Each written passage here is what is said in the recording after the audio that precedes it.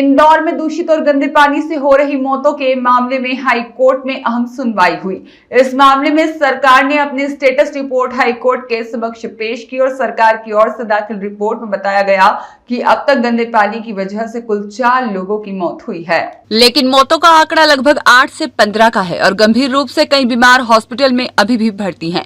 सुनवाई के दौरान सरकार ने मुआवजे के चेक की डिटेल भी नहीं दी है, जिससे सरकार की कथनी और करनी में अंतर नजर आ रहा है। वहीं इस मुद्दे को लेकर दायर जनहित याचिका पर कोर्ट ने सुनवाई करते हुए अगली तारीख 6 जनवरी तय की है। कोर्ट ने मामले की गंभीरता को देखते हुए रिपोर्ट का अवलोकन किया और आगामी सुनवाई में विस्तृत जवाब देने के संकेत दिए हैं। उम्मीद है कि जनता से जुड़े इस गंभीर मुद्दे पर कोर्ट के द्वारा जल्द ही कोई सख्त आदेश दिया जा सकता है। ये पूर्व पार्षद श्री महेश गर्ग और प्रमोद द्विवेदी जी के द्वारा दायर याचिका की तरफ से मैंने पैरवी की थी। आज इसमें एक दिन पहले जब सुनवाई हुई थी तो उस समय अंतरिम आदेश पारित करते हुए कोर्ट ने सरकार और निगम को आदेशित किया था कि वहाँ के रहवासियों को क्लीन वाटर का सप्लाई किया जाए।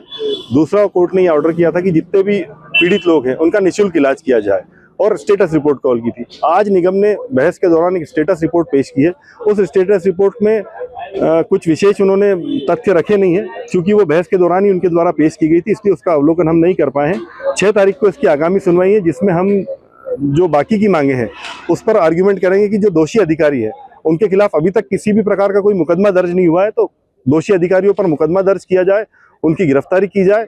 और साथ ही मुआवजा जो है, मुआवजा भी अभी सरकार की तरफ से ये बताया जा रहा है कि 7 लोगों को उन्होंने 2-2 लाख के चेक बांटे हैं, तो इस हिसाब से 7 और 9 का लगभग कुछ मौतों का आंकड़ा उनके द्वारा डिस्क्लोज किया जा रहा है, जो जिससे भी हम संतुष्ट नहीं है, क्योंकि जो मीडिया की और बाकी रिपोर्ट से खबरें आ रही है तो 15 से अधिक मौतों का आंकड़ा बताया जा रहा है और कई लोग भर्ती बताए जा रहे हैं, जबकि सरकार का कहना है कि 30-35 लोग ही उसमें बीमार हैं।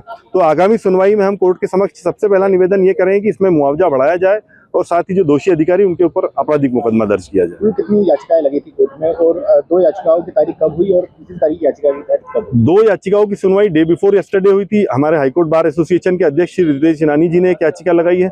दूसरी याचिका में जिनमें मैं पैरवी कर रहा हूँ।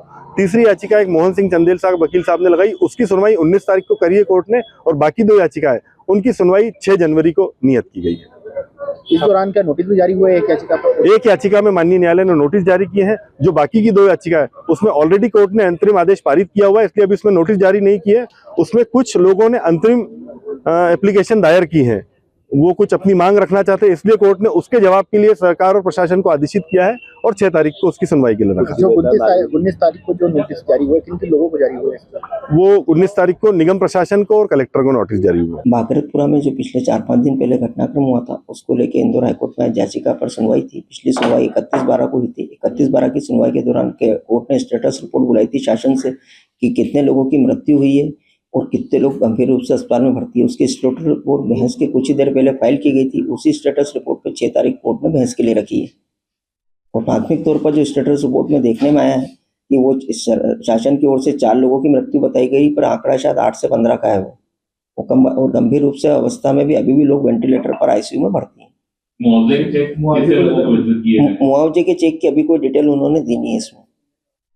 तो हाई कोर्ट ने जो इसके ऊपर कुछ कमेंट बोला कि जो डेथ हुई है उनका नाम नहीं है, वो एक्चुअली अभी कोर्ट ने उसको स्टेटस रिपोर्ट को पूर्ण रूप से देखा नहीं है, क्योंकि हमारे शीतकालीन अवकाश चल रहे हैं। 2 जज शीतकालीन अवकाश के दौरान जबलपुर से सुनवाई कर रहे थे। इंदौर का ज्वलंत मुद्दा है, इसलिए कोर्ट ने हमने कोर्ट से निवेदन करा। कोर्ट ने इसको 6 तारीख को रखा है।